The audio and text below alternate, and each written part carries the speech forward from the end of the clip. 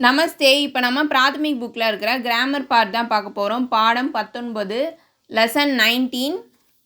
First உள்ள 6 முன்னாடி உள்ள வீடியோவில் போட்டிருக்கேன், அதை பார்த்துக்கோங்க. இப்போ 7th பார்க்கலாம். யக் புடியா அச்சி தரக் தேக் நஹி சக்தி. This old woman cannot see well. இந்த கிழவியால் நன்றாக பார்க்க முடியாது. அதாவது பாட்டி சொல்லலாம், இதில் கிழவியால் நன்றாக பார்க்க முடியாது. क्या वे यह काम नहीं कर सकते?